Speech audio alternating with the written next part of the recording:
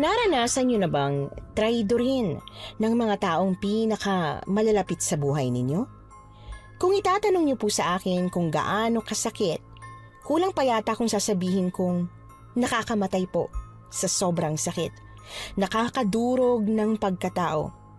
Mapapatanong ka na lang ng paulit-ulit sa sarili mo kung ano nga ba ang nagawa mong mali sa kanila para ikaw ay lokohin.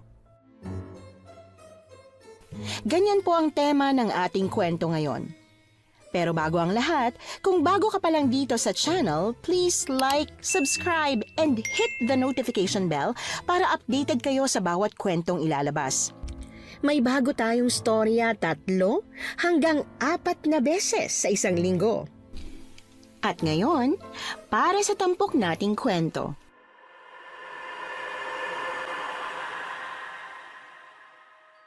Kumusta po, Miss Anne? Ako po si Hazel. At meron pong isang pangyayari na tila naging bangungot sa akin. Bakasyon noon sa eskwela, kaya nagkayayaan kaming magkakaibigan na mag-road trip. Sobrang excited kami ng araw na yon. Ang hindi ko alam, yun na pala ang umpisa ng katapusan ng aming pagkakaibigan. Finally! May 1 week break na tayo from stress. Uy guys, guess what? Pinahiram na sa akin ni Dad yung coach niya after ko siyang kulitin. Yes! Hindi niya talaga ako kayang tanggihan. Naks naman, Hazel. Ang lakas mo talaga sa airpot mo. Sana all rich kid. Hoy, sa Sabado hindi na dapat maging drawing to. Wala magbaback out. May sasakyan na tayo. May sasakyan nga tayo. Wala naman tayong mga lisensya. Hindi problema yan, babe. Wala namang gahanong checkpoint dito sa Samar kaya safe tayo. Madaling lusutan yan, ako nang bahala. Ako naman ang magdadrive eh. Ang galing mo talaga kahit kailan, Banjo. Kaya na-in love sa itong beshi ko eh.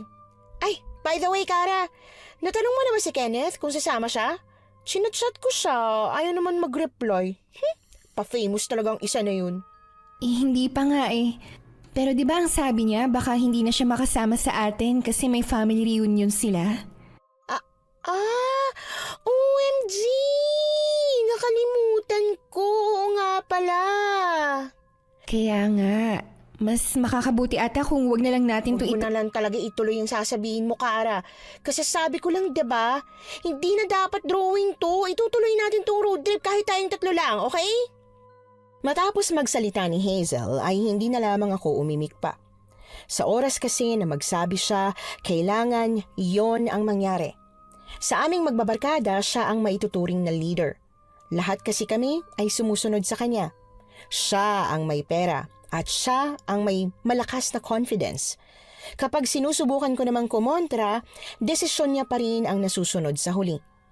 Pagkatapos nga naming magkita-kita sa school ay kinausap naman ako ni Banjo habang pauwi na kami.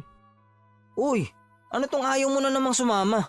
Ano, porque hindi kasama si Kenneth, hindi ka na din sasama? Sino ba talaga sa amin ang boyfriend mo, ha? Banjo, hindi ito tungkol kay Kenneth. Naisip ko lang na hindi ito ang tamang panahon para mag-celebrate tayo. Kakatapos pa lang ng thesis defense natin, hindi pa nga tayo graduate. Isa pa, kailangan pa nating paghandaan ng licensure exam. Mas maganda sana kung saka na lang natin to gawin kapag nakapag-board na tayong lahat. Ang boring mo naman. Nung niyayaya kita makiparty kay na Hazel dahil naitawid natin ang thesis natin, ayaw mo. Ngayon naman meron na tayong 1 linggong bakasyon para huminga, ayaw mo rin. Alam mo, Kara, wala akong balak mamatay para sa pag-aaral, ha? Patay agad, Banjo! Akala ko ba pangarap mong makapagtapos ng pag-aaral? Yang pag-aaral na yan, baka yan din ang tumapos sa akin. Tsaka pangarap yan ng mga magulang ko. Para ano? Para may maipagyabang sila sa mga kamag-anak naming matapobre. Ano bang mali ron? Ayaw mo bang may pagmamalaki ang mga magulang mo? Hindi ko kailangan ng sermon mo, Kara. Kung may pagpapahalaga ka sa relasyong to, sasama ka sa amin. Mas pipiliin mo kung makasama kaysa dyan sa mga libro mo. At lalong-lalo na kay Kenneth. Mukhang wala na nga akong magagawa. Kailangan kong sumama sa road trip. Ang totoo, hindi lang naman tungkol sa pag-aaral ang dahilan kung bakit ayoko sanang sumama. May pamahiin kasi si Mama na sinabi sa akin, iwasan daw bumiyahe ng taong ikakasal o gagraduate dahil takaw aksidente daw yon. Pero kahit naman sabihin ko yun sa kanila, alam kong hindi nila ako pakikinggan. Hanggang sa dumating na nga ang araw ng aming pag-alis. I'm really excited for this trip. Ay, sa wakas, malilibot na rin natin ang iba't ibang beautiful beaches all over Samar. Ako rin, sobrang excited. Makakapag-drive na rin ako ng mamahaling auto. Sawang-sawa na kasi ako sa mga kinukumpuni namin nitong sa talyer eh. But look at this, panalo! Woo! Ikaw talaga, Banjo. Yang mga kinukumpuni niyong sasakyan ni Tito, yun yung nagpapaaral sa'yo, no? Ito talagang babe ko. Napakaseryoso lagi sa buhay. Minsan lang ma-excite eh. Siya nga naman, Kara. Palibasa, puro ka na lang aral eh. Kaya hindi mo na gano'n nai-enjoy ang ganitong moment. Bawas-bawasan mo yung pagiging KJ mo, ah. Oo na, huwag niyo na akong pagtulungan. Yan! Alam niyo guys, dream ko talaga to eh. Bago man lang tayo gumraduate ng college, gusto kong maranasan na libutin yung buong Pilipinas, okay? Wow buong Pilipinas talaga Hazel. Eh dito pa lang sa Samar, pahirapan ang mangyari. At kailangan mo pang magsinungaling sa daddy mo. Ang buong akala niya, mag-aaral ka lang mag-drive sa loob ng village nyo. Yun pala, lilibutin mo ang buong Samar. Ano, Hazel? Nagsinungaling ka sa daddy mo? Oo, what's new? Lagi naman siyang busy eh. So kahit hindi naman ako magsinungaling, hindi naman niya malalaman na ilalabas ko ang kotse niya. Total, hindi naman niya to ginagamit eh. O teka, ano pa bang hinihintay natin? Bakit hindi pa tayo umalis? Sandali lang, Hazel. Nagsabi kasi si Kenneth sa akin na hahabol daw siya sa atin. Paantay lang daw. Ano? Akala ko ba hindi siya sasama? At kailan naman kayo nag-usap? Kanina, paglabas ko ng bahay, ayaw nga daw niyang umaten sa family reunion nila. Kung sa bagay, ang boring nga naman ng family reunion. Pero sana, hindi siya pabago-bago ng isip. Nakakaantala tuloy. Hayaan niyo na. Kilala niyo naman yun. Oh, siya na yata yan. Guys, sorry nalate ako. Sinundo ko pa kasi sa airport si tita. Ano pa nga ba? Lagi ka namang late pre. Tara na nga. Alam kong mainit na ang ulo ni Banjo nung paalis na kami. Kaya pasimple ko siyang tinapik sa kanyang balikat. Siya ang umuko pa sa driver's seat, habang ako naman sa passenger seat sa tabi niya.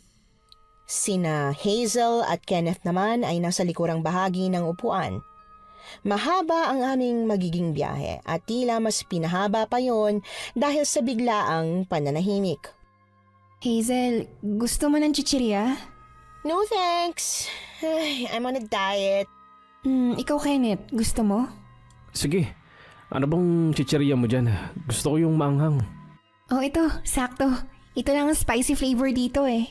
Ako ba hindi nyo papakainin? Kanina pa ako nagmamaneho rito. Kayo relax na relax lang. Ito naman sa'yo, Banjo. Ano bang gusto mo rito? Susubuan na lang kita. Ge, wag na. Puro pala chichirya yan. Ito lang kasi yung nabili ko sa kakamadali nyo. Pare, gusto mo salitan tayo? Ako magmamaneho sa next stopover natin. Wag na pre. Ito na nga lang ang bag ko eh. Sinagot mo na nga ang gasolina. Ano ka ba pare, ayos lang yun. Nakakainip din ng walang ginagawa, no? Tsaka, para na rin makapagpahinga ka. Oo nga naman, Banjo. Masyadong mahaba tong biyahe natin. Oo, okay, sige. Bahala kayo. Naging matiwasay naman ang biyahe namin. Nagsalitan nga sina Banjo at Kenneth sa pagdadrive. Nang makaramdam kami ng gutom dahil sa halos 6 na oras na biyahe, ay nakiusap ako sa kanila na baka kako pwedeng humanap na muna kami ng makakainan. Sa paghahanap nga namin ay may nadaanan kaming bukas na kainan sa isang bayan. Isa itong simpleng karinderya na yari sa pawid at mga kawayan ang istruktura ng bahay. Guys, don't tell me dito tayo kakain. May 2 hours pa tayong biyahe patungong Borongan. Kung nasaan yung mga fast food. Nagugutom na ako eh. Kayo ba? Hindi? Kara, hindi porke laki ka sa hirap, kakain ka na lang kung saan-saan. I mean, don't get me wrong hindi tayo nakakasigurado sa kalinisan ng mga yan. Hindi rin naman tayo nakakasiguro sa kalinisan ng mga fast food resto, Hazel. Kung pumayag ka sana na magbaon tayo ng pagkain at kung hindi mo sana kami minamadali, di sana may kinakain tayo ngayon. Ako pa talagang sinisisi mo ngayon, Kara, ha? Pwede ba tama na? Para kayong mga ewan, putak kayo ng putak. Yung kakain, kumain. Yung ayaw, wag. Tapos. No, yung gustong kumain at may iiwan dito. Ako hahanap ako ng fast food. Dadaling ko yung sasakyan. Ano, Banjo at Kenneth? Sasamahan niyo ba si Kara na kumain sa nakakadiring karinderya na yan? Hazel, maging maalalahanin ka naman oh. Nagugutom na ata talaga si Kara. Hintayin na muna natin siyang maka-take out. Kakain ka sa loob ng sasakyan, Kara. The smell hahalo sa aircon. I mean, baka kasi kung ano pa mangyari sa'yo kapag kumain ka ng food nila, ikaw lang naman ang inaalala ko, no? Okay lang ako, Kenneth. Tama naman si Hazel. Titiisin ko na lang ang gutom ko. Kaya ko pa naman. That's it. Oh, tara na. Alis na tayo. I'm sure marami pa tayo mahahanap na resto. Kagaya nga ng sinabi ni Hazel, makalipas ang 2 oras ay nakakain na rin kami sa isang fast food restaurant. Matapos yon ay gumayak na rin kami patungo sa aming destinasyon. Mahigit kumulang 2 oras pa ulit ang binyahe namin pabalik sa ruta kung saan kami nag-stopover kanina. Pagkatapos ay dumaan kami sa isang masukal na lagusan. Papasok yon sa isang tagong dagat na may napakagandang rock formation. Hindi pa ito gaanong commercialized pero base sa nakita namin sa Instagram ay dinadayo na rin ito ng mga dayuhan mula sa ibang bansa. My God! Napaka-rough road naman pala rito. Ano, malayo pa ba tayo? Halos buong araw na tayo nagbabiyahe. I wanna rest. Jeez, sobrang haggard ko na. Oo nga, Banjo. Malayo pa ba tayo? Kanina pa kasi natin parang iniikot tong gubat. Sure ba kayong tama pa itong dinadaanan natin? Itong linya lang naman ang ginawa nilang kalsada ang sinusunod ko. Huwag nga kayong maingay. Puro kayo reklamo, ginusto nyo naman to. Dude, baka pwedeng magtanong tayo sa mga taga rito kung nasaan ang kanhugas. Sige na, baka maligaw tayo eh. Pero kanina pa ako walang nakikitang tao rito.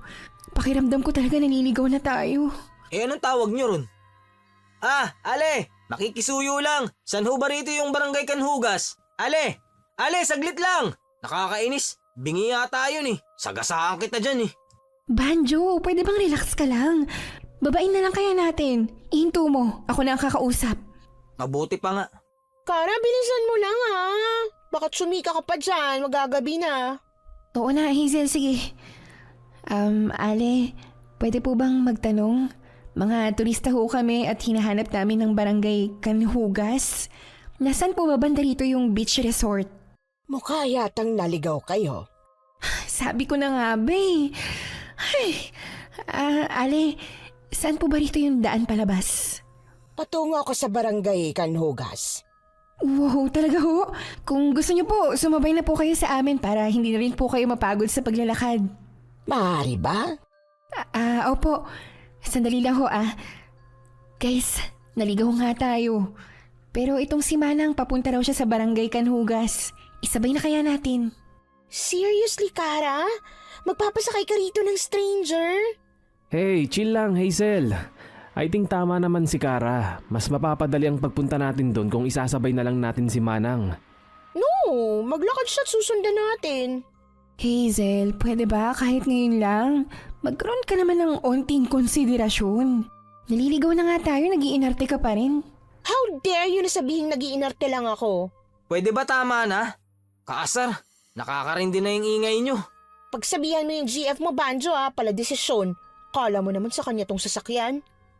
Dahil sa sinabing yon ni Hazel, ay hindi na lamang ako nagpumilit pa. Sa huli, nagpa siya kung hindi na bumalik sa loob ng sasakyan nito. Hindi lang dahil sa naging sagutan namin, kundi dahil mas minabuti kong samahan na lang ang Ale sa paglalakad nito. Pasensya na po kayo, Aling. Ang pangalan ko pala'y Loida. Pwede mo akong tawaging Loida. Aling Loida ho. Ako naman po si Kara. Pasensya na po kayo at hindi ko po kayo naisabay sa sasakyan Medyo hindi po kasi maganda ang pakiramdam ng isa naming kaibigan. Kaya sasamahan ko na lang po kayo sa paglalakad. Narinig ko nga. Narinig niyo po pala. Malayo pa po ba tayo? Hindi na sana gaano kung doon tayo dadaan. Ang kaso, hindi po yata kakasya yung sasakyan. Nakasunod po sila sa atin. Alam ko, kaya't maglalakad pa tayo ng mahaba-haba. Pasensya na po ulit, Aling Loida Magkwentuhan na lang po tayo para hindi po natin gaanong maramdaman ng oras. Matapos nga ang ilang minuto naming lakaran ay narating na rin namin ang isang maliit na baryo.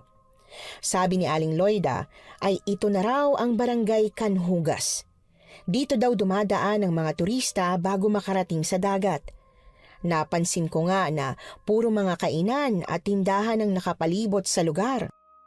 Alright, here we are. Punta na tayo sa beach. Hindi ba muna tayo magpapahinga? Alas 5 na oh. Pinaglakad pa natin si Kara. Siguro dapat lang na wag muna tayong dumiretso ron.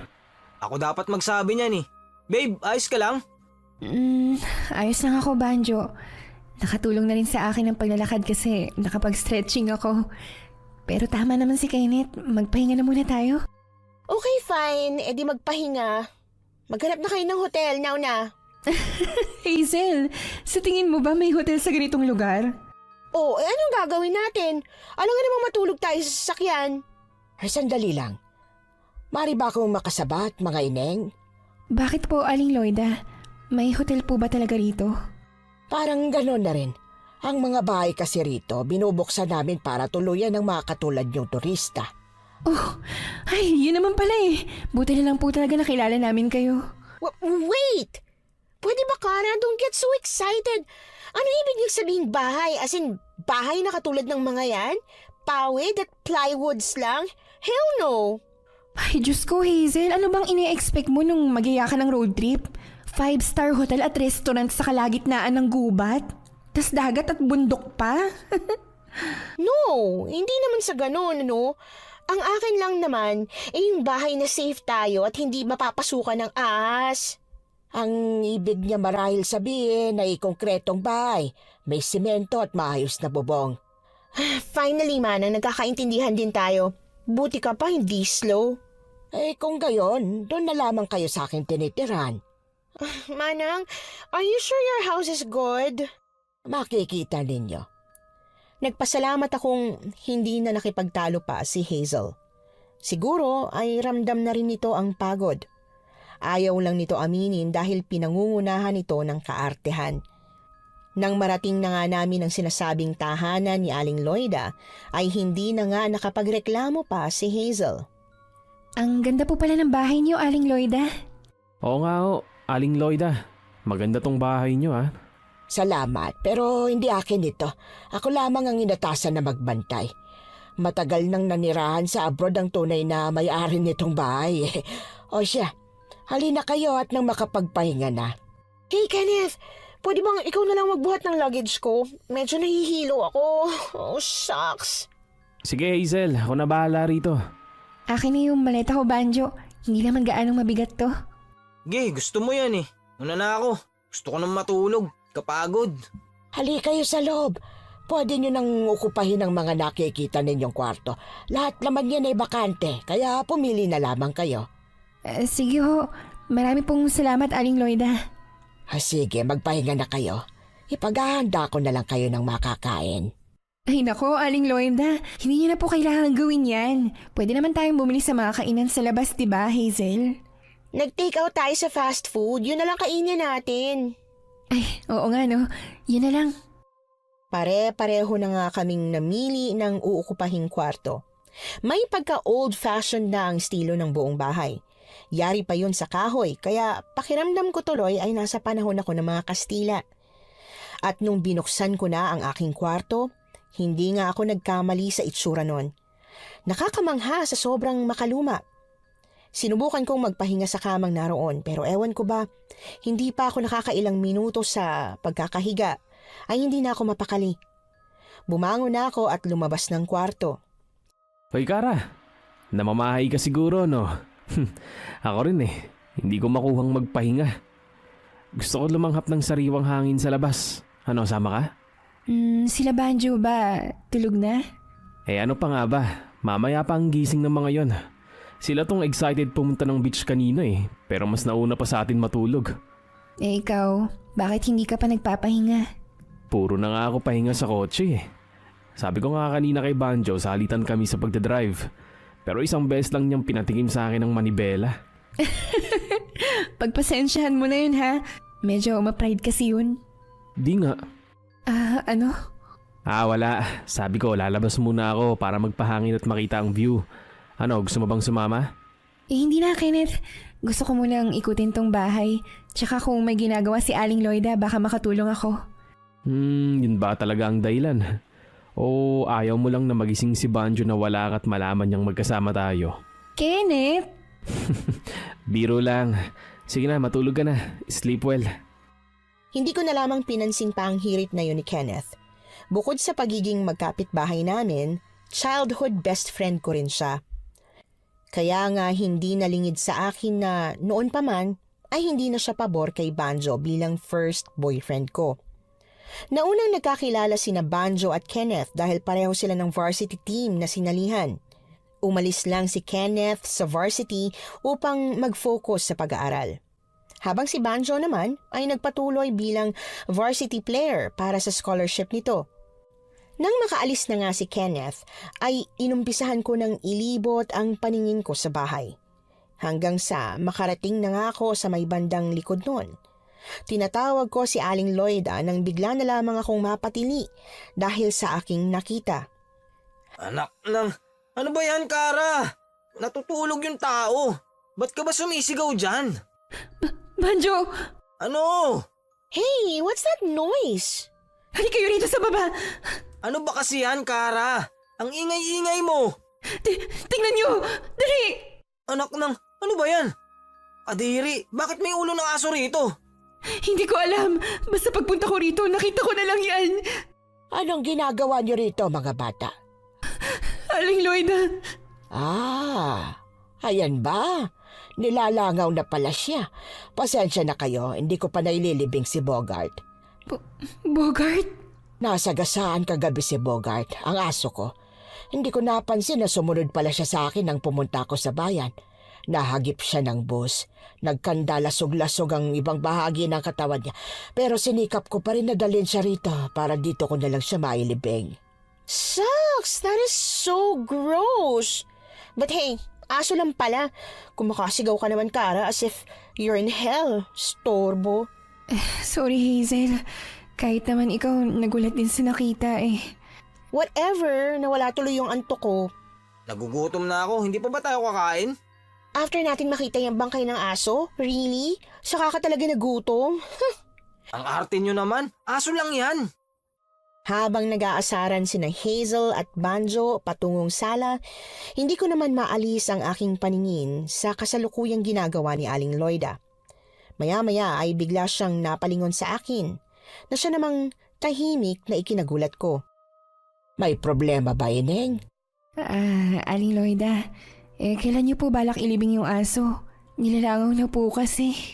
Mamaya, hinahanap ko lang ang aking pala. Gusto mo ba akong tulungan?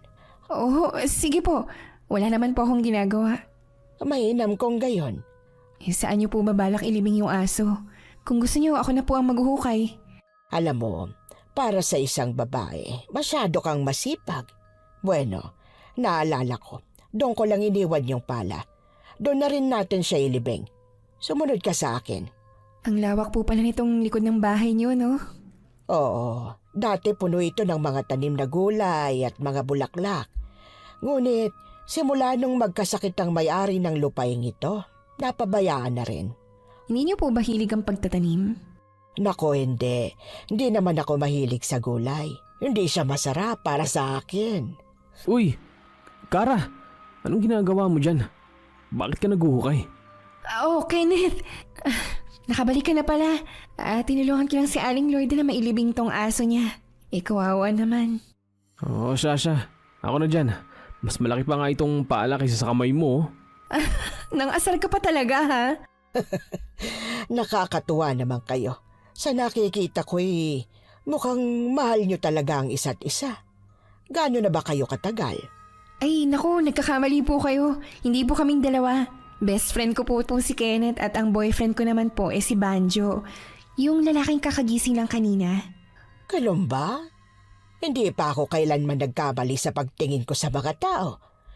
Marahil ay ngayon pa lang. Mapagbiro po pala kayo, Aling Loida. Matapos ang aming paglilibing sa aso ay kanya-kanya muna kami ng ganap bago sumapit ang gabi. Nakapag half bath na ako nang maabutan ko sina Kenneth at Hazel sa may balkonahe. Tinitipa ni Kenneth ang kanyang gitara habang si Hazel naman ang kumakanta. Kaagad akong nagtungo ron at nagpalinga-linga ng tingin. Kung hinahanap mo si Banjo, nasa labas siya, nagyoyosi. Sige Kenneth, salamat. Ay wait! Kara! Lalabas ka rin ba? Pwede bang ibili mo ako ng lemon? Yung fruit ha? Kahit mga 5 pieces lang. Kalamansi, ano namang gagawin mo ron? Malamang gagawa ng lemon juice. Malamang iinumin, da. Oo na, bibili na po ako. Kailangan mo ba ng extra money? Hindi na, kalamansi lang naman yun. Meron na ako rito. Oh, at saan ka naman pupunta? Oh, akala ko ba ititigil mo na yung pag-iyosi mo, Banjo? Tinatanong lang kita kung saan ka pupunta. Hindi ko sinabing sermonan mo ko. Hinahanap kita. Pero lalabas lang muna ako papuntang tindahan. May pinapabili si Hazel eh. Napaka-uto-uto mo talaga kahit kailan. Sige na, bumili ka na ron. Tahimik na lamang ako na lumabas ng bahay. Alam kong para nga akong utu-uto sa ginagawa kong pagsunod kay Hazel. Pero kailangan kong gawin to dahil ang pamilya niya ang nagpapaaral sa akin. Ako at si Kenneth lang ang tanging kaibigan niya. At sa aming tatlo, ang pamilya ko lang ang may financial problem. Dahil gusto niya akong makasama sa iisang school, inilapit niya ako sa parents niya para matulungan sa pag-aaral ko. Kaya kahit gano'n ang ugali ni Hazel, pinipili ko siyang intindihin. Yun lang kasi ang kaya kong ibigay. Pero minsan talaga, hindi ko na rin siya maintindihan. Teka, akala ko ba gagawin mong juice yung kalamansi? Bakit mo pinipiga sa kanin? The rice smells slimy. No offense meant, Manang Loida, pero ang lansa ho kasi ng kanin niyo. Hazel! Hindi naman ah.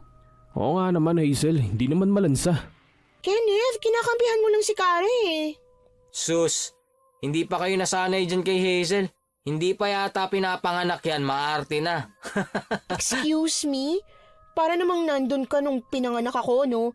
Kung hindi ka naman pinatulan nitong beshi ko, Banjo, hindi mo naman ako makikilala, duh. Kung makapagsalita to, kala mo talaga.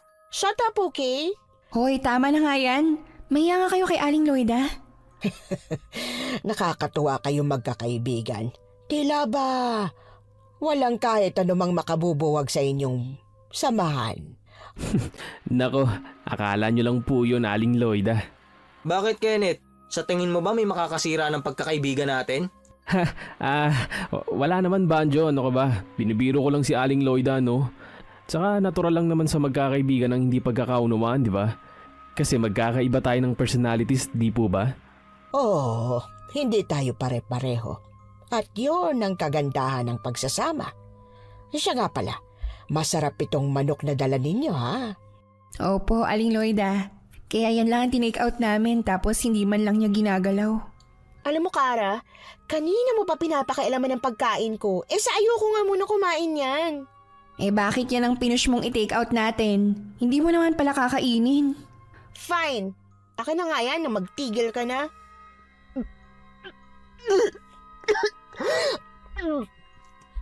Excuse me. Hala, ano nangyari ron? Pati ba naman sa manok nandidiri siya? Nung mga sandaling yon, agad ko ring naisip ang posibleng dahilan ng pagsusuka ni Hazel. Buntis kaya siya? Pero kanino? Wala naman kaming kilala na boyfriend niya sa ngayon. Dahil dito ay nagdesisyon akong usisain siya. Pagkatapos naming maghapunan, pinuntahan ko siya sa kanyang kwarto upang kausapin siya ng masinsinan. Hazel, tapatin mo nga ako. Buntis ka ba? What? Ano bang klaseng tanong yan, Kara? Yan kasing kaninang pagsusuka mo, tsaka yung pagpipiga mo ng kalamansi sa kanin. At ikaw lang ang nalalansahan sa kanin ha. Kung hindi sintomas ng pagbubuntis yun, anong tawag mo ron? Are you out of your mind? Nasusuka lang, buntis na agad? Hindi ba pwedeng napagod lang sa buong araw na biyahe? Hindi ba pwedeng hindi lang ako hiyang dito? Can't you see this place? Kanina nga meron tayong nakita nakakadiring bangkay ng aso. Alam mo, ang OA mo. Lumabas ka na nga ng kwarto. Sigurado ka bang hindi ka buntis ha? Hindi nga sabi. Alis! Oh, teka, bakit ka ba nagagalit? Tinatanong lang naman kita. Para kung sakali man, edi matulungan kita. I don't need your help, Kara. Hindi ako buntis. At hindi ako pwedeng mabuntis. Get the hell out! Lumabas ako sa silid ni Hazel na dala pa rin ang labis na pagtataka. Pero naisip ko rin na baka nga nag-overreact lang ako. Nakalimutan kong nuknukan pala ng Sela na ang babaeng ito. Kinabukasan pagising ay hindi na nga kami nakapaghintay pa na silipin ng dagat. Hindi namin pinag-usapan pero maaga kaming bumangon para mag-jogging papunta ron. Ay, napakaganda ng bukhang liwayway. Pati yung dagat napakalinis. Kumikinang na para bang may mga lumalangoy na diamonds. Tama nga sinabi nyo, babe. Maganda nga rito. Mukhang maganda rin ang gising mo, Banjo ah. Aba, syempre naman. Mukha mo ang una kong nakita eh. Pakis nga. Ew! Ang aga-aga naglalandian kayo. Oo nga guys, respeto naman sa naiinggit. Huwag kayo rito gumanyan. Excuse me, Kenneth? Maiinggit? Ako? Tabi nga. Oh, Hazel, mag-iingat ka dyan ah. Madulas yung mga bato. Stop acting like my mom, Kara. Mabuti pa ako naman na lang ako ng pictures doon ng magkasilbi ka naman, oh. Ito, abutin mo yung phone ko. Oo na, heto na. Ang aga-agang sungit. Mukhang false alarm lang pala yung mga sinabi ko kagabi. Eh may dalaw ko nga ngayon, no? Alam nyo guys, pag yumaman ako, parang gusto kong magpatayo ng resort sa mga ganitong klaseng lugar. Lalagyan ko ng bilyaran at napakaraming alak. Kung ako naman ang tatanungin, sana hindi gaanong makommercialize tong lugar. Tulad na lang sa Boracay, dumudumi na tuloy ang dagat dahil sa dami ng establishments. Alam mo pre, yung opinion mo panira ng vibe. Hindi naman kita tinatanong eh. Pasensya na Banjo ah. Maganda naman yung pangarap mo at sana nga matupad mo. Psst, epal. Ha? May sinasabi ka ba bro? Ah, wala. Sabi ko parating na sila Hazel. Hoy, anong pinagtatalunan nyo dyan? Hindi pa ba tayo babalik sa bahay ni Aling Loida? Yeah, I'm like starving na. Gusto ko na mag-breakfast. O tara na, gutom na rin ako. Pagbalik namin sa bahay ni Aling Loida ay agad kong inihanda ang agahan. Hindi na namin naabutan ng munting gina ang pagising namin kanina. Walang kahit na anong lamang pagkain ng kusina nito.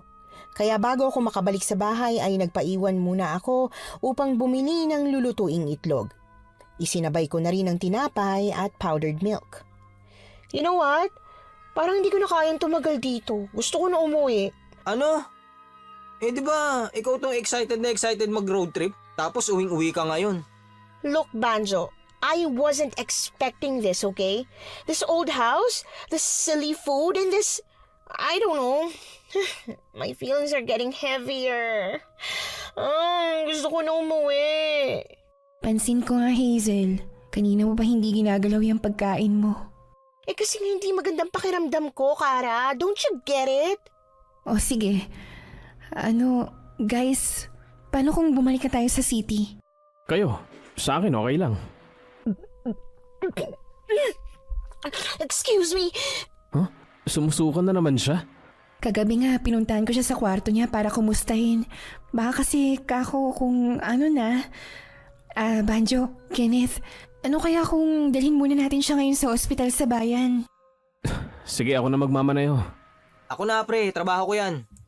Saglit na dinaluhan ko muna sa kusina si Hazel nang hindi pa rin siya nakakabalik sa hapag. Duwal pa rin siya ng duwal kahit wala namang lumalabas sa kanyang bibig. Tinutup-tup ko na lamang siya sa likod upang pagaanin kahit papaano ang pakiramdam niya. Dadalhin ka na namin sa pinakamalapit na ospital, Hazel. Ang sakit ng tiyan ko. Kara, do something please. Oo, teka. Hahanap muna ako ng ointment. Pupuntahan ko lang si Aling Loida, baka meron siya. Bilisan mo, Kara. Aling Loida? Aling Loida? Oh, bakit Kara? Hinahanap ko kasi si Aling Loida eh. Naghahanap ako ng ointment para sa sakit ng tiyan ni Hazel. Eh ba't hindi na lang natin siya dalhin sa ospital ngayon? Tapos na rin naman kaming kumain ni Banjo. Pinag-isipan kong sandali ang suhestyon ni Kenneth. Pero mahigit 2 oras pa ang aabutin bago kami makarating sa pinakamalapit na ospital. Kaya sinabi ko kay Kenneth na lapatan na lang muna namin ng first aid ang sakit sa tiyan ni Hazel. Oh sige, Pero lumabas si Aling Lloyda eh. Hindi ko alam kung saan pupunta.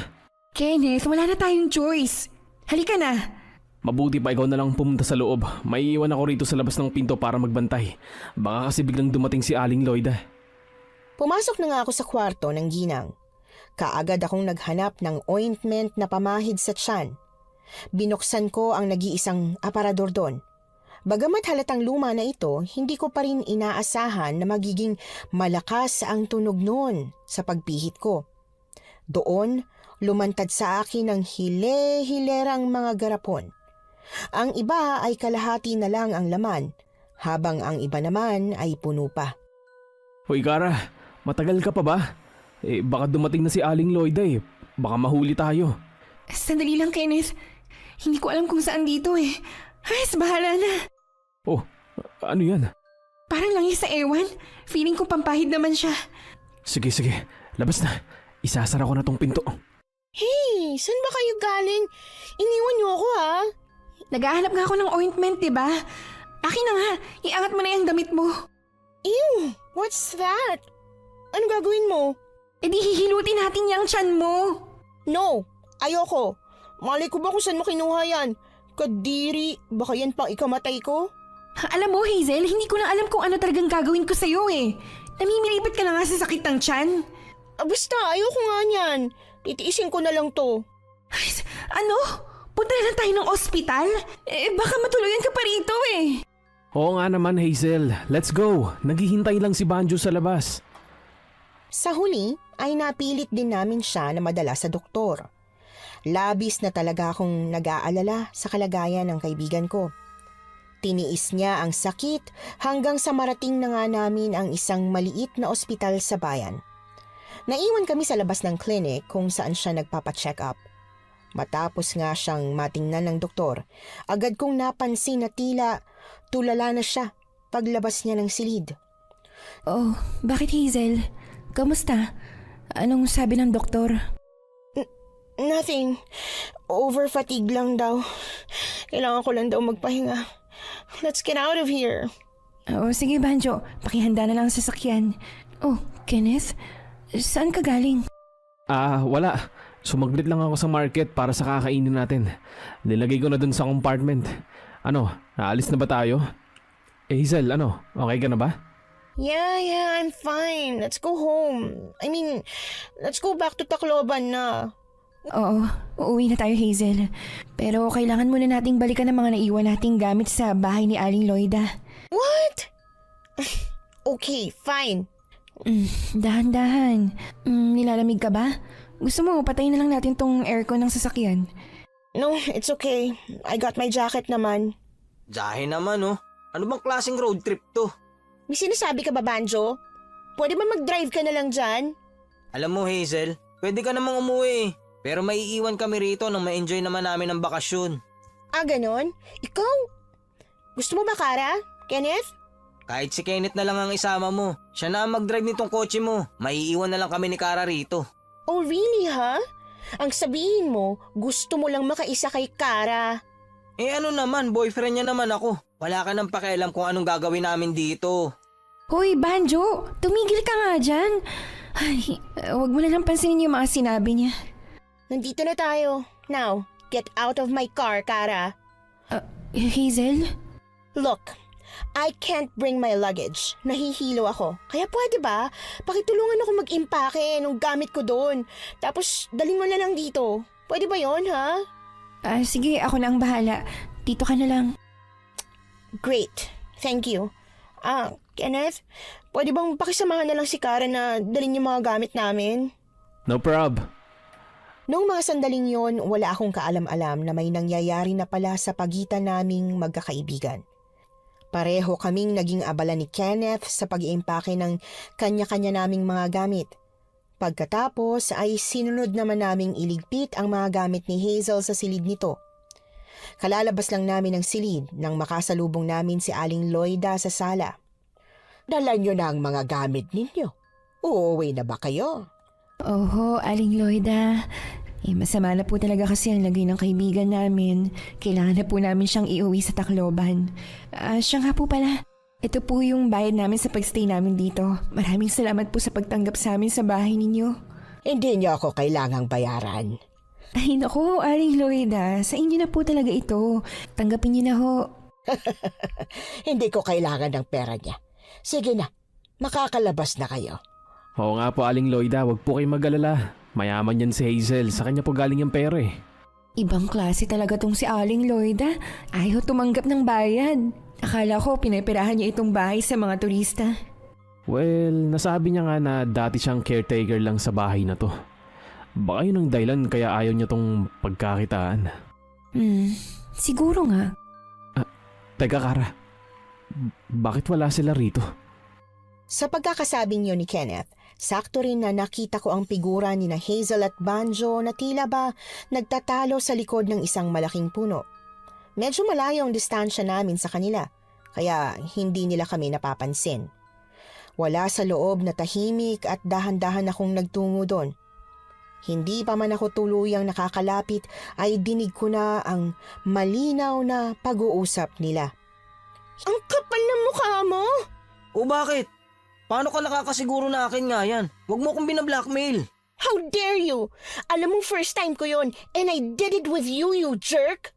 Hoy, ikaw yung kusang lumapit sa akin ha. Binigay mo yung sarili mo sa akin nang hindi ko inihingi. Huwag ka nga umastang inosente. Now, what the hell do you want me to do with this? Ewan ko. Bahala ka dyan. Kara, Anong ibig sabihin nito? Kara, magpapaliwanag ako. Wag! Wag mo ako hawakan na! Hazel, ano to? Ano yung mga narinig ko? May nangyari ba sa inyo? You heard it clearly, right? Yes, I'm pregnant. At siya ang ama ng pinagbubuntis ko. Hazel, manahimik ka nga. Kara, hindi totoo yan. Pinagtitripan niya lang tayo. Sabing wag mo ako hawakan! Hey, tama bang narinig ko? What the? May nangyari sa inyo? Pwede ba pre? Huwag ka munang mangialam. Hindi naman kita papakialaman eh kung hindi mo lang sinasaktan ang kaibigan ko.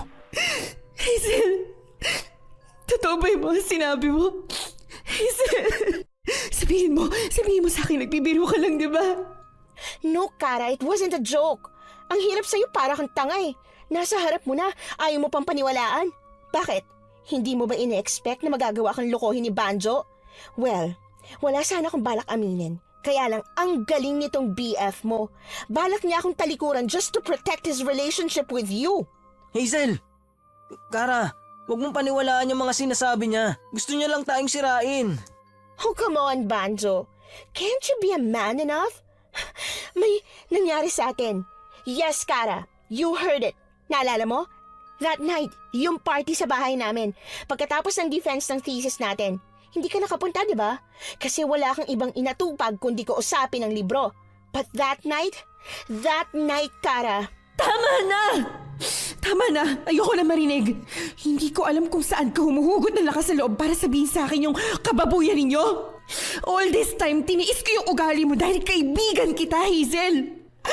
Mga hayop kayo! Hindi na ako nakapagtimpi. Hindi ko na malaman ang gagawin. Magkahalong sakit at galit ang nararamdaman ko noong mga sandaling yon. Parang sa isang iglap, dinurog ako. Pinagsakluban ng langit at lupa. Agad akong tumakbo palayo sa kanila. Sa dagat kung saan ang dapat destinasyon namin, ang dahilan kung bakit kami naparito, doon ako nagsisisigaw. Wala akong pakialam kung may nakakakita man sa akin. Kara! Dapat hindi ka na sumunod dito, Kenneth. Hayaan mo muna ako, please. No, ituring mo lang akong hangin. Umiyak ka lang hanggat gusto mo. Magwala ka, go ahead. Pero hindi kita iiwan. Hindi kita hahayaan na mag-isa rito. Nag-aalala ka ba na baka tumalon ako sa dagat? Hindi naman sa ganon. Siguro pinagtatawanan mo na ako ngayon. Tulad ng ginagawa ng dalawa. Tangang-tanga kayo sa akin, di ba? Ayaw mo kay Banjo para sa akin pero ilang beses mo na akong sinabihan, hindi man lang ako nakinig. Hindi ako natatawa sa nangyayari sa'yo. Galit na galit ako kay Banjo sa totoo lang at sa ginawa nila sa'yo. Pero hindi ka tanga, Kara. Mga hayop lang talaga sila. Ano nangyari dyan sa mukha mo? Nakipagbugbugan ka ba sa kanya? Bala kanyang sundan dito. Kaya kailangan ko siyang lumpuhin bago siya makalapit ulit sa'yo. Hindi na ako nakapagsalita pa. Sobrang bigat ng nararamdaman ko. Hindi na ako makahagilap pa ng sasabihin. Maya-maya ay bigla na lamang bumuhos ang malakas na ulan, kaya hinila niya ako at napilitang bumalik sa bahay ni Aling Loida. Ang buong akala namin ay nakaalis na roon ang dalawa. Ang kakapal naman talaga ng mukha niyong manatili pa rito. Kara, mag-usap naman tayo. Umalis na kayo! Ipag-drive mo na yung walang yung babae na yan pabalik sa kanila. I always knew you hated me, Kara. Pero hindi ako nandito para antayin ka. Sira yung engine ng sasakyan and we don't know why. Banjo, siguro sinadya mo to, no? Sinadya mong sirain ang sasakyan ng daddy ko para hindi ka makaalis sa tabi ni Kara. Hoy, baliw ka ba? Kahit hindi sira yung sasakyan, hindi ako sasama sa'yo. Ah, ganun? Pababayaan mo na lang kami ng baby mo? I never thought you'd be this coward. Puro na lang kayo, Kara, Kara, Kara! Sabihin mo nga sa akin, Hazel. Ganyan ba kalala ang puot mo sa akin? Ni wala nga man lang ako makitang pagsisisi sa'yo. At mas masahol pa na pinagmamalaki mo pa sa harap ko yung kababuyan ninyo. Eh ano ngayon? What's new? Eh di ba nga, you enjoy playing innocent? Always playing the victim. Bait-baitan pero nasa loob naman talaga ang kulo. Kaya lahat ng simpatsya at pagmamahal, sa'yo na lang napupunta lagi eh. At least ako, harap-harapan kung pinapakita kung sino talaga ako. Kasalanan ko bang naibigay ko kay Banjo isang bagay na hindi mo kayang ibigay? So go on, Kara. Continue playing saint here. Ano? Sige, sampalin mo ulit ako ng mapahamak na tong bata. Hazel, tama na.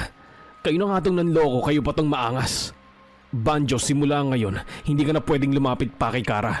Eh di lumabas din ang totoo. Matagal mo nang hinihintay to, tama? Ang magkasira kami. Matagal ka nang pumapabel kay Kara, kaso kaibigan lang ang turing niya sa'yo. Hoy Kenneth, huwag kang nangingialam. Ako ang mahal niya, ako ang boyfriend niya. Tumigil na nga kayo! Hindi kita boyfriend, Banjo. Nandidiri ako sa'yo. Kaya, lumayo ka sa akin. Kung gusto mo manatili rito, pues ako ang aalis. Marahas akong tumalikod paalis. Palabas na ako ng bahay nang makasalubong ko si Aling Loida sa may pinto. Takang-taka siya sa mga nangyayari sa amin pero wala akong sinabi na kahit ano. Napahinto ako sa paghakbang nang bigla niya akong hawakan sa braso. Uuwi ka na ba, iha? Opo, Aling Loida. Pasensya na. Pero wala ka ng masasakyan patungong bayan. Napakalakas ng ulan sa labas. Kaya walang turistang dumating ngayong araw. Walang namasada ng tricycle. Hindi ko na po kayang tumagal dito. Alam kong meron kayong hindi pagkakaunawaan. Ngunit delikado kung mananatili ka sa labas. Baka magkasakit ka. Kara, tama si Aling Loida. Dito ko na lang sa loob. Ako nang bahalang maghanap ng masasakyan natin. For now, magpahupa na muna tayo sa ulan. Tulad nga ng sinabi ni Kenneth, tiniis ko na lamang ang manatili sa bahay ni Aling Loida. Upang hindi ko makita ang mga pagmumukha ni na Hazel at Banjo, minabuti kong magkulong sa loob ng kwarto. Doon ay binuhos ko sa pag-iyak at impit na hagulgol ang lahat ng sakit na nararamdaman ko. Hanggang sa hindi ko na namalayang nakatulog na pala ako. Madilim na nang magising ako. Isang malakas na katok at tawag sa may pinto ang pilit nagpabangon sa akin. Pasensya ka na kung nagising kita ha. Gabi na kasi. Baka gusto mo nang kumain. Pinagluto kita ng paborito mo. Salamat, Kenneth, pero pwede bang hayaan mo muna ako? Kara, naiintindihan kong nasasaktan ka. Pero sana, huwag mong hayaang makita ka nilang nanghihina. Ikaw yung ginago rito. Hindi dapat ikaw yung nagtatago. Hindi. Sa tingin ko, Kenneth, hindi mo talaga ako naiintindihan eh. Kaya pabayaan mo muna ako. Wala akong ganang Anak nang, nag-brownout pa. Sandali, kukuha lang ako ng flashlight sa kwarto ko. Diyan ka lang. Baka matumba ka. Aling Loida? Wala ho ba kayong kandila dyan? Aling Loida? Help! Help! Tulungan niyo ako! Teka, si Hazel yun ah. Tulungan niyo ako! Ang sakit! Kara! Nasaan ka? Hindi ako makapunta sa kwarto ko. Lintik na yan. Napakadilim. Nasaan kayo? Banjo, Hazel! Ay, nasan ba kasi si Banjo nang matulungan niya yung babaeng yun? Ang ingay! Kainis, hindi ko nga alam eh. Kanina napansin kong lumabas siya ng bahay. Tulong! Kara, saan ka pupunta? Don't tell me tutulungan mo si Hazel. Kahit galit ako sa babaeng yun at sa ginawa niya, hindi ko gugustuhin mapahamak ang isang inosenteng bata na pinagbubuntis niya. Isa pa, scholar pa rin nila ako. Baka patayin ako ng mga magulang niya pag napahamak yung walang yang babae na yan. Hindi na nakipagtalo pa si Kenneth dahil maging siya ay hindi rin matiis ang paghingi ng tulong ni Hazel. Oo, galit ako. Napupuot ako sa pangaahas ng tinuring kong best friend. Pero sa lahat ng pagkakataon, hindi ko magawang tumalikod sa mga nanghihingi ng saklolo. Madilim pa rin kaya pinapakiramdaman namin ang aming nilalakaran. Kasalukuyan naming sinusundan ng boses ni Hazel kung saan ito nakapwesto. Nang walang ano-ano, ay bigla akong napahinto sa paglalakad. Ano yun? Bakit? Parang may nakita kong tumakbo sa bandaron. Hindi ko alam kung hayop o ano. Baka si Banjo yan. Hoy Banjo, huwag kang ang manakot. Hindi, Kenneth. Alam kong hayop si Banjo pero parang hindi figura ng tao ang nakita ko. Ano? Ay, hindi bali na nga. Baka namamalikmata lang ako. Tulungan niyo ako, parang awa niyo na. Ang sakit! Hindi ko na kaya! Naroon nata si Hazel. Dito, Kara. Dito, mag-ingat ka. Kenneth! Kara!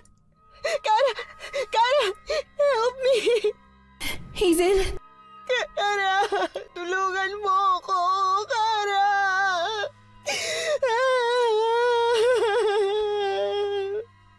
Noong mga oras na yon, hindi ko maintindihan kung bakit hindi ko natiis si Hazel. Ang babaeng tumraydor sa akin. Ang harap-harapan na akong sinasaksak. Sakto naman na dadaluhan ko na sana siya nang biglang bumalik ang kuryente. Kaya ganoon na lang ang pagkatigalgal namin pareho ni Kenneth. Ilang saglit akong natigilan. Nakahiga sa sahig si Hazel at naliligo sa sarili niyang dugo. Ano nangyayari sa'yo, Hazel? Tulungan niyo ako. Ang baby ko. Ang baby ko. Kenneth, buhatin mo si Hazel. Dalhin natin siya sa ospital. Pero paano? Sira yung sasakyan. Nasaan ba si Banjo? Kasar naman oh. O sige, tulungan mo na akong dalhin siya sa kwarto niya. Ihiga natin siya ron. Tapos manghihingi lang ako ng tulong sa labas. Kahit ano, yung may-ari ng tricycle tatawagin ko kahit sino rito basta maisugod lang natin siya sa ospital. Sige. Dito na lang muna kayo sa kwarto. Babalik din ako agad pag may nahanap ako. Sige Kenneth, mag-ingat ka ha.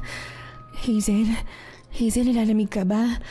Gusto mo dagdagan pa natin yung kumot. Ano ba kasi yung nangyayari sa'yo? Bakit ka nakahandusay sa sahig? Ibubuka pa lang sana ni Hazel ang kanyang bibig nang mawalan na siya ng malay. Makalipas ang kalahating oras ay nakabalik na si Kenneth at kasama na nito si Banjo na halatang nakainom. Kasabay nilang dumating ang tunog ng tricycle kung kaya't wala na kaming inaksaya pang sandali. At kahit 2 pasahero lang ang kasya sa tricycle, napagkasundoan namin na ako na lamang ang sasama kay Hazel. Nagpaiwan sina Banjo at Kenneth upang pagtulungan daw nilang ayusin ang sasakyan ngayong gabi. Hazel, huminahon ka. No, Kara! Anong sinasabi ng doktor? Wala na raw ang baby sa loob ng tiyan ko. Impossible! I'm almost 9 weeks pregnant. Imposibleng walang bata sa tiyan ko dahil nakita ko siya sa ultrasound. Hindi ko rin alam pero narinig mo naman yung sinabi ng doktor, di ba? Na ilabas mo na yung bata. Hindi naman niya sinabi hindi ka nagbuntis. Ano pa kasing nangyari sa'yo kanina at bakit nakahandusay ka sa sahig ng duguan? I don't know. Nung nag-brown out, kakalabas ko lang nun ng room ko. Then nadulas ako kasi may naapakan akong parang oil or something squishy. Tapos doon na humilab yung tiyan ko hanggang sa sumakit na siya ng malala na para bang there's something inside me na humihigop sa laman loob ko. Humihigop ba ka mo? Teka nga Hazel, sabihin mo nga sa akin kung mag-isa ka lang noong mga oras na yun. Yes! I don't know. I was about to call you pero pinangunahan ako ng pride eh. Pero nung hindi ko na talaga kaya at narinig ko na yung boses niyo, tsaka ako na kayo tinawag ni Kenneth. Ibig sabihin hindi mo kasama si Banjo. Kasi kakarating lang niya nung naghanap ng tricycle si Kenneth. At hindi mo rin kasama si Aling Loida kanina. Bakit, Kara? What are you thinking? Wala. Kara, ang baby ko! Naging hysterical si Hazel. Tinurukan lang siya ng pampakalma ng doktor. Habang natutulog siya ay naging laman ng isipan ko ang misteryosong pagkawala ng fetus sa kanyang tiyan. At ang nakita kong figura ng kung anong hayop kanina sa kalagitnaan ng brownout. Hindi nagtagal, nagdesisyon din si Hazel na magpalipat sa Tacloban sakay ng rescue car ng ospital. At ako naman ay agad na bumalik sa bahay ni Aling Loida. Kara, Lumayo ka nga sa akin, Banjo. Ipinunta na sa Tacloban si Hazel. Dalhin mo na yung sasakyan sa kanila. Magkukommute na lang kami ni Kenneth. Kara, sa tingin namin hindi pa maaayos tong sasakyan. Ano? Pero bakit? Teka nga, nag-aaway na naman ba kayo ni Kenneth? Ayaw pa kasing sumunod ni Banjo na dalhin na lang to sa talyer. Walang equipment dito. tanga ka pala eh. Paano mo dadalhin sa talyer to? Wala namang pwedeng humilang sasakyan dito. Kara, hindi ko alam kung maniniwala ka. Pero tingin ko, sinadyang sirain ang makina nito. Ganun ba, Banjo? Pues wala na akong pakialam kung hindi mo maaayos yung sasakyan. Uuwi na ako. Hindi ko alam pero pakiramdam ko kahit anong sabihin ni Banjo ay isa na lamang kalokohan para sa akin. Pumasok na ako sa loob ng bahay upang kunin ang mga gamit ko. Sandali akong napatigil nang makita ko ang sahig kung saan namin dinampot si Hazel. Malinis na yon. Ngunit sinubukan ko pa rin ipahid doon ang dulo ng aking mga daliri upang pakiramdaman. Naalala ko kasi na meron daw naapakan si Hazel na parang madulas na likido. Nakauwi ka na pala, Ineng. Aling Loida? Ay, kayo po pala yan. Kumusta? Bakit tila hindi mo yata kasama yung isang kaibigan ninyo? Umuwi na po kasi siya sa Tacloban. Sinakay siya sa ambulance para mailipat na rin siya sa malaking ospital. O ganun ba? Mabuti naman. Balita ko na wala raw ang bata sa sinapupunan niya. Ikinalulungkot kong nangyari. Oo nga po eh. Kaya nga po mas minabuti kong mailipat na po siya sa mas malaking hospital malapit sa kanila. Doon po mababantayan siya ng mga magulang niya. Bueno, saan naman kayo ngayon pupunta? Kayo na lamang ang natitira rito. Ako po, uuwi na rin po ako. Bumalik lang po kasi ako para kunin yung mga gamit ko. O siya, mag-iingat ka ha. Sige ho. Pagkatapos kong makuha ang mga gamit ko sa kwarto, bigla akong nakaramdam ng hindi ko mawaring kaba sa aking dibdib. Paglabas ko ng pinto ay muli kong sinulyapan ang sahig. Hanggang sa makalabas na ako ng bahay. Gulong-gulo pa rin ang isip ko. Nilapitan ko sina Kenneth na abala pa rin sa pagkukumpuni ng sasakyan. Teka, sandali nga, Banjo. Sabihin mo nga sa akin kung nasaan ka kagabi. Nung nag-brown out. Nung nag-brown out, nasa labas. Lumabas ako para uminom. Gusto ko sanang malasing kaso hindi tumalab sa akin yung ilang bote. Saka lang ako umuwi nung umilaw. Bakit? Wala ka rito. Si Aling Loida hindi nga rin siya nagpakita kagabi. Teka, ang sabi niya sa akin, nabalitaan niya raw na nawawala ang baby sa tiyan ni Hazel. Hindi ko naman yung sinabi sa inyo, diba? Ano ka mo? Nawala na yung baby ni Hazel? Oo, Kenneth. Wala akong balak na sabihin yun sa inyo. Kasi gusto kong panindigan ni Banjo ang responsibilidad niya kay Hazel. Pero si Aling Loida, bakit alam niya? Bakit, Kara? Guys, umalis na tayo rito. Hindi ako makakaalis dito hanggat hindi naaayos tong sasakyan. Baka kasuhan pa ako ng karnaping ng tatay ni Hazel. Huwag niyo naman akong iwan dito. Alam kong malaki ang kasalanan ko. Lalong-lalo na sa'yo, Kara. Pero wala akong perang panggastos at higit sa lahat walang pang-ayos nito. Kung hindi ka ba naman kasi... Sandali, di ba sabi niyo sinadya yung pagkasira ng sasakyan? Oo. Ewan ko ba kung sino si Raulong dumali rito? Pag nalaman ko talaga kung sino yon, papatayin ko yon. Umalis na lang tayo rito at iwanan na natin tong sasakyan. Otomatiko akong natigilan sa pagsasalita nang makita ko si Aling Loida na papalapit sa amin. May dala-dala siyang tray na naglalaman ng 3 baso ng juice at isang plato ng kakanin. Nakangiti siya at nakatingin sa akin na parabang alam na niya ang mga gusto kong sabihin. Oh, mga bata, magmerienda na muna kayo. Masyadong mainit ang panahon ngayon, hindi ba? Oo nga ho, Aling Loida, maraming salamat po rito. Ikaw, Kara, masarap itong kakanin. Biruin mo nga naman, magkatunog pang pangalan mo sa kakanin na ito. Ang tawag kasi namin dito salukara. Masarap po tong salukaran nyo, Aling Loida. Mabuti naman at nagustuhan niyo, Kenneth. Tama ba? Yun ang pangalan mo, hindi ba? Oh, kuha pa kayo. Ubusin niyo yan. Oh, Kara, ayaw mo bang magmerienda muna bago umalis? Para naman may laman yang tiyan mo. O di kaya'y magbaon ka na lang. Marami pa akong ginawa ron sa kusina. Sandali, ikukuha kita ng may makain ka habang nasa biyahe, ha? Huwag na ho, Aling Loida. Hindi po ako gutom at hindi rin po ako mahilig kumain sa biyahe. Anong sinasabi mo, Kara? Di ba ikaw nga ang laging umuubos ng chichirya natin pag nasa biyahe? Tumahimik ka nga dyan, Banjo. Ano po kasi, diet po talaga ako ngayon. Ah, ganun ba? Sige, hindi na kita pipiliting magbaon. Pero itong mga kaibigan mo mukhang may babaunin sa pag-uwi. Naging makahulugan sa akin ang mga huling salitang binitiwan ni Aling Loida bago siya umalis. Idagdag pa rito ay kung paano siya ngumiti habang nakatitig sa aking mga mata. At napaatras na lamang ako nang masilip ko mula roon ang aking refleksyon. Nakabaliktad. Alam ko ang senyales na yon. Hindi lingid sa kaalaman ko ang matagal ng usap-usapan tungkol sa mga urban legend ng Samar. Agad akong napalingon sa mga kaibigan ko. Kara, okay ka lang ba? Napapansin ko kanina ka pa tensa. Ano, may problema ba? Iluhan niyo yan. Ano? Iluhan niyo nga sabi.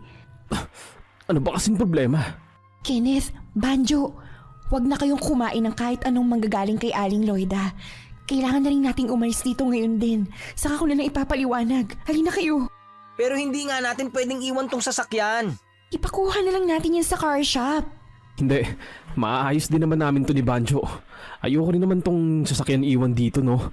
Dahil kasama ako sa dapat maging responsable.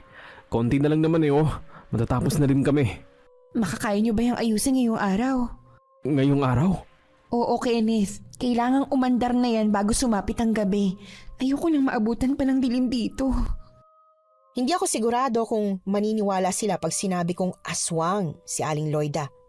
Wala akong nagawa kundi hintayin silang tapusin ang pagkukumpuni ng sasakyan. Kahit galit ako kay Banjo, may punto ang sinabi ni Kenneth. Magkakasama kaming pumunta rito at gumamit ng sasakyan. Kaya dapat lang na hindi kami tumakas sa responsibilidad. Guys, hindi pa ba ayos yan? 3:00 na ng hapon, no? Sandali na lang to. Kenneth, start mo nga yung makina. Wala pa rin, Banjo. Ano ba naman yan? Asar! Ay guys, makibilisan naman, oh. Hindi tayo pwedeng gabihin dito. Bahala na nga. O Kara, saan ka pupunta? May pupuntahan lang ako. Basta gawin niyo lang ang lahat, maayos lang yan ngayon. Hindi. Alam kong may problema. Sabihin mo sa akin, bakit ka nagmamadaling umuwi? Si Aling Loida. Ano si Aling Loida? Kenneth, isa siyang aswang. What? Nagpa-prank ka ba? Hindi. Alam kong mahirap paniwalaan at wala akong pruweba. Pero nagsabi ako sa iyo ng totoo. Naalala mo ba yung sinabi ko sa iyo noong gabing yun? May naaninag akong parang figura ng hayop. Nanggagaling yun sa pwesto kung saan natin natagpuan si Hazel. Wala naman si Aling Loida ng sandaling yun. At kaninang umaga, kinamusta niya sa akin si Hazel. Alam niyang nawala na ang baby sa tiyan nito. Kahit wala pa man akong nababanggit tungkol doon. Kaya Kenneth, kailangan na nating makaalis dito. At kung hindi, gumawa na tayo ng paraan para hindi tayo masaktan. Sa tingin ko, alam na niyang kilala ko na siya. Hindi ako makapaniwala. Aswang? Seryoso ka ba?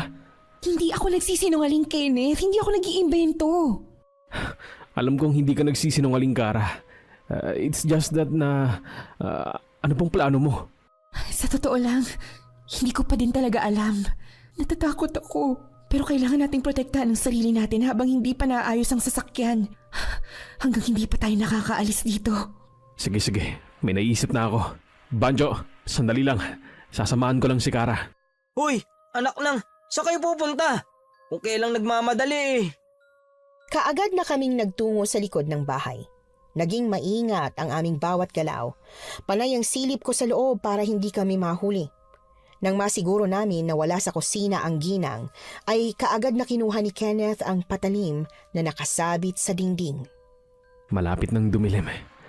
Kung totoo nga yung sinasabi mo, pwede natin siyang mapatay dito. Oh, halika na! At saan naman kayo pupunta? Aling Lloyda, Nanakawin niyo pa talaga ang bulo ko. Para saan? may panggagamitan lang ho kami. Hindi ba kayo marunong magpaalam? Tinanggap ko kayo dito ng libre. Pero hindi nangangahulugan na libre niyo ring pakikialaman ng mga kagamitan dito. Pasensya na ho, Aling Lloyda. Ano ho kasi? Pasensya? Saan kayo humihingi ng pasensya? Sa pagkuha niyo ba dyan sa hawak mo? O sa pagpasok niyo ng palihim sa kwarto ko habang wala ako? Bakit? Sa tingin niyo ba hindi ko alam? Pinakialaman niyo rin ang mga nasa loob ng tokador ko.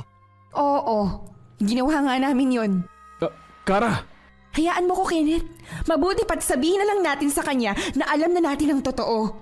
At ano bang katotohanan ng tinutukoy mo, Iha? Na isa akong aswang? Nagulat ka ba? Sa'yo na rin ho mismo nang galing. Ikaw ang pumatay sa baby ni Hazel. Ikaw ang pumatay sa baby ni Hazel.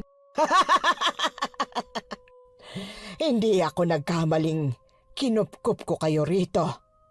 Nakakaliw talaga. Sige, ipagpalagay nating ako nga. May katibayan ka ba? Huhulaan ko. Wala. Hindi ko na ho kailangan ng pruweba. Hindi na kailangan patunayan pa na isa kang halimaw. Huwag kang lalapit sa amin. Bakit hindi ka nalang matuwa, Kara? Nakaganti ka na sa ginawa nila sa'yo. Hindi naman ako masamang tao. Kung tutuusin, dapat nga'y magpasalamat ka sa nangyari. Pero wag kayong mag-alala. Hahayaan ko kayong makaalis dito ng buhay tulad ng kaibigan nyo. Ngunit kung ipagpapatuloy nyo ang pagsupil sa akin, mapipilitan akong labanan kayo sa pinakamarahas na paraan. At hindi ako magdadalawang isip na kainin ang mga laman loob ninyo. Kara, halika na! Umalis na tayo dito! Matatalim na tingin ang naghatid sa amin palabas ng bahay. Pinagmamasdanan niya kami habang nakatunghay siya sa may bintana. Nakangiti. Para bang kung hindi kami magmamadaling makaalis sa kanyang bakuran, ay titiyakin niyang kami ang magiging hapunan niya mamayang gabi. Unti-unti na ring dumidilim ang kalangitan. Mas lalong minadali nila Kenneth ang pagkukumpuni ng sasakyan. Sa muli nilang pagpapaandar sa makina, ay ganoon na lamang ang pasasalamat ko nang mag-start na ito. Sa wakas, makakaalis na rin kami. Isasara ko na ang bintana ng kotse nang muli akong napaangat ng tingin ko kay Aling Lloyda. Huwag mo na siyang tingnan. Kung balak niya talaga tayong patayin, di sana ay ginawa niya na. Tama ka, pero hindi ko lang maiwasan na mapaisip, Kenneth. Kesyo tama bang ipinasawalang bahala na lang natin ang nangyari sa baby ni Hazel? Kara, sa ngayon, wala tayong magagawa. Isa pa tama ang sinabi niya. Wala tayong katibayan. Walang maniniwala sa atin. At ayoko rin naman na mangialam pa sa problema ng iba. Teka, ano ba pinag-uusapan nyo dyan? Napapansin ko kanina pa kayong parang ewan. Ano ba pinagbubulungan nyo? Tungkol na naman ba sa amin ni Hazel? Ilang beses ko bang sasabihin na... Malayo ka na lang dyan, Banjo. Hindi to tungkol sa'yo. Dahil wala na akong pakialam sa'yo. Nagtatanong lang eh. Kara, salamat pala hindi mo ko iniwan. Pare, itong sasakyan ang hindi namin iniwan, hindi ikaw. Talaga? Ayos lakas umepal. May sinasabi ka ba? Wala. Sabi ko ang bait mo naman, sana kunin ka na. Ulitin mo nga yung sinabi mo. Pwede ba? Manahimik nga muna kayong dalawa, Banjo. Sigurado ka bang hindi na tayo masisiraan sa daan? Hindi ako nakakatiyak, pero mukhang maayos naman na. Oh! Ano yun? May nahulog atang kung ano sa taas. Ano? Diyos ko, huwag ka huminto. Bilisan mo lang ang pagmamaneho. Bakit? Ano bang meron? Basta, huwag ka na maraming tanong. Kara, huwag ka nang mag-alala. Tignan mo, dahon lang yun ng nyogo. Hindi ko alam pero tila nagkaroon na ako ng trauma. Ramdam ko pa rin ang takot nung mga sandaling yon. Hindi ako nakatulog hanggang sa makarating na kami ng Tacloban. Hinatid muna nila ako sa bahay ko. Doon na rin bumaba si Kenneth dahil magkapit-bahay lang naman kami. Sinubukan pa akong kausapin ni Banjo pero mabilis ko siyang tinalikuran upang pumasok na ng bahay. Yun na ang huling beses ng pagkikita namin. Ngunit isang araw matapos ang biyahe namin yon, hindi ko inaasahan na muli kaming magkikita-kitang apat at sa hindi pa inaasahang pagkakataon. Kenneth, ano nangyari? Sabi sa akin ng kapatid mo ay sinugod ka raw rito sa ospital. Anong masakit sa'yo? Masakit yung lalamunan ko eh. Hindi ko alam kung bakit. Para akong sinasakal. At saka nahihilo ko. Kanina pa ako suka ng suka. At inoobserbahan pa ako ng mga doktor. Diyos ko, namumutla ka. Kahapon naman eh, okay ka. Ay, teka nga, nasan ba si Hazel? Hi, Kara. Anong ginagawa mo rito? Nalaman ko rin na sinugod nga raw sina Banjo at Kenneth dito. Naka-confine din kasi ako dito. Nandito rin si Banjo? Oo, pero wag ka mag-alala. Wala naman akong balak na manggulo sa inyo. I'm just here kasi may pinagsamahan naman tayo kahit papano. 'Di ba? Hazel, hindi na importante sa akin ang presensya mo. May halong katotohanan ang sinabi ko. Talagang wala nang halaga pa sa akin kung naroon man si Hazel. Ang mas gumugulo sa isipan ko ngayon ay ang sabay na pagkakasakit ni na Kenneth at Banjo. Ilang sandali kong inisip ang bagay na yon at gayon na lamang ang pagbalikwas ko sa pagkakaupo nang may bigla akong mapagtanto. Kaagad akong nagtungo kina tita upang makibalita ukol sa findings na sinabi ng doktor pero wala akong nakuhang konkretong sagot. Kara, may problema ba? Kanina ka pa hindi mapakali. Pwede ba, Hazel? Lubayan mo nga ako. Sa lahat ng pasyente dito, ikaw tong kung saan-saan nagpupunta. Tumabi ka nga dyan. Kara, I know you don't like me to be here.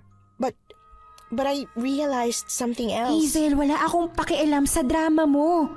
Hindi mo ba nakikita? Nasa parehong critical na kondisyon sina Kenneth at Banjo. At wala kang mahanap na sanhi ang mga doktor. Oh, tapos ayan ka, dumadalda na para bang lahat ng ito ay tungkol sa'yo. Yun na nga ang gusto kong sabihin, Kara. Patapusin mo muna kasi ako. My dad decided na i-confine muna ako dito para mas ma-observe ng mga doktor kung ano nga ba talaga yung nangyari sa baby ko. And if I really got pregnant, and you know what they say? Somebody ate my baby from inside my womb. But they still can't explain it eh. Alam ko. Alam mo? Oo, alam ko. At kilala ko rin kung sino ang may gawa nun sa'yo. Kung ganun sino?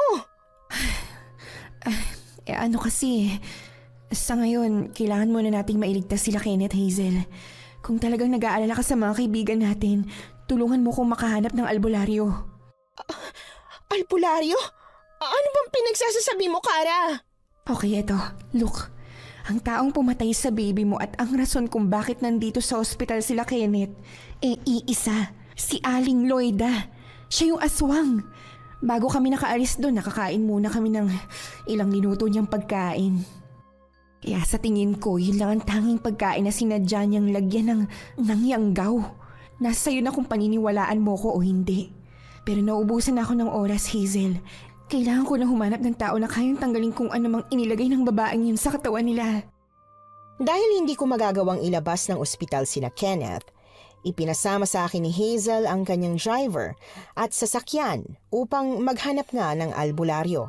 Sa totoo lang, wala akong kilala, kaya laking pasasalamat ko na tinulungan ako ni Manong Arturo, ang driver ni Hazel. Dinala niya ako sa kakilala niyang manggagamot.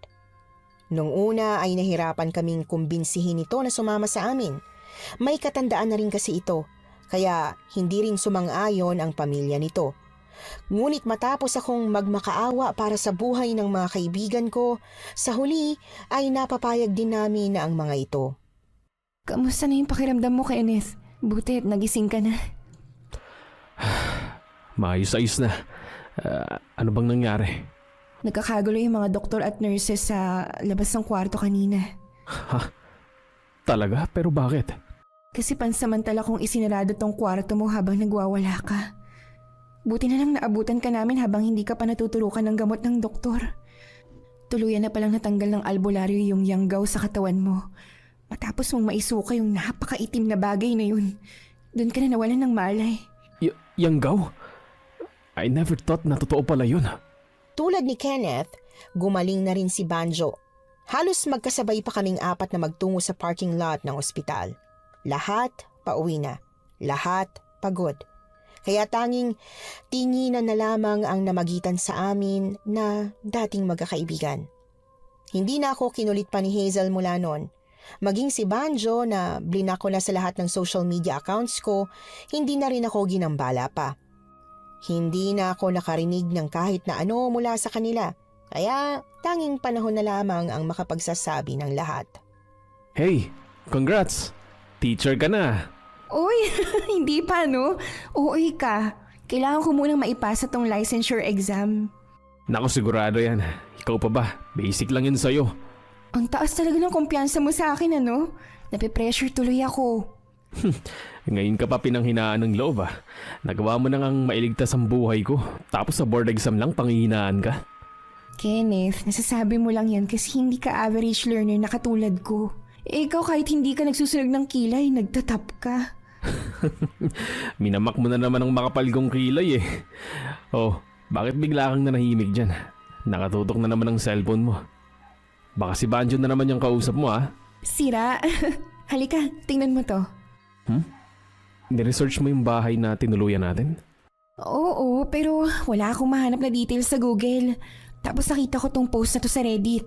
Ang sabi rito, matagal nang patay ang may-ari ng bahay na yun. Namatay na lang daw sa sakit. Hindi na ipagamot kahit may kaya naman ang buhay nila. May usap-usapan din ng mga taga roon na ang katiwala ng yumao ang nagtago ng bangkay. Para hindi malaman ng iba na patay na ito. Pero bakit naman niya gagawin yun? Sa tingin ko, hanggat buhay kasi ang may-ari ng bahay na yun, mananatili siya roon bilang katiwala.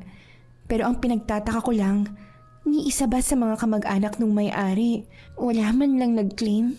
Imposibleng wala. Alam kong iniisip mo, Kara ha. Kung ako sa'yo, hayaan na lang natin ang mga bagay na yan. Ay, tama ka. Kung totoo man ang mga nabasa natin o hindi, isa lang ang sigurado ako. Hindi ka dapat basta-basta magtitiwala sa kahit na sino. Tama. So, paano? Pauwi ka na ba? Oo. Ikaw? Sige, mauna ka na. May pupuntahan pa ako eh. Saan naman? Ikaw ha? Siguro magkaka-girlfriend ka na, no? Kailangan makilala ko muna siya, ha? Sira ka talaga. Paano ako magkaka-girlfriend eh? Sa'yo pa nga lang ubus na oras ko. Yan ka na nga. Sa paglipas ng panahon, unti-unti na ring naghilom ang sugat sa aking puso. At nagpapasalamat ako na nandyan pa rin si Kenneth bilang totoong kaibigan ko. Alam kong nangaasar lang siya nung sinabi niyang nauubos ko ang oras niya. Kahit magkapit bahay lang kami, yun na ang huling beses na nagkita o nagkausap kami. Naging busy na rin kasi kami pareho. Kaya isang gabi, nagulat na lamang ako nang biglang mag-ring ang cellphone ko at pangalan niya ang nakalagay sa caller. Kenneth, napatawag ka? Totoo bang nagpunta dyan si Banjo sa inyo? Huh? At bakit mo naman naitanong yan? Sagutin mo na lang ang tanong ko. Hindi. Bakit naman siya pupunta rito matagal na kaming break? Wala na akong balita sa kanya. Ba't sabi ni... Sabi ni Nino Aber, ni Roneth. Pinagtitripan ka lang ng kapatid mo. Ayos. Yun lang ba talaga ang itinawag mo? Kumusta naman ang pagre-review? Okay lang naman. Paano? Gabi na, matulog ka na. Patay mo na yung ilaw sa kwarto mo tapos isara mo na yung bintana mo. Baka pasukin ka pa ni Aling Loida dyan. Ayos ha? Tumawag ka lang para makichismis tapos may gana ka pang manakot. Alam mo kung anong mas nakakatakot? Yung magkagusto ko na naman sa iba. Hintayin mong maging engineer ako, liligawan kita. Tulog na. Aba, hoy Kenneth. Hello? Hello? Aba, ang galing, pinatayan ako ng phone. Matagal akong nakatayo sa may bintana ng kwarto ko na nakaharap sa bahay nila. Hindi man niya hinahawi ang kurtina sa kanyang kwarto, alam kong nakatingin din siya sa akin. Napapangiti na lamang ako habang isinasara ko ang bintana. Nagustuhan niyo po ba ang ating kwento ngayong araw? Kung oo ang sagot at hindi mo pa nagagawa, aba, subscribe na. Click the notification bell ha, para updated ka sa tuwing maglalabas kami ng bagong kwento. Click like at mag-iwan na rin ng comment. Masayang-masaya ako tuwing nagbabasa ng messages mula sa inyo.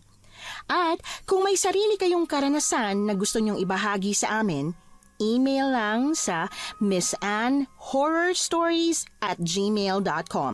Dire-diretso lang, missanhorrorstories@gmail.com. Malay nyo, sa susunod, yung kwento na ninyo ang binabasa namin para sa ating mga tagapakinig.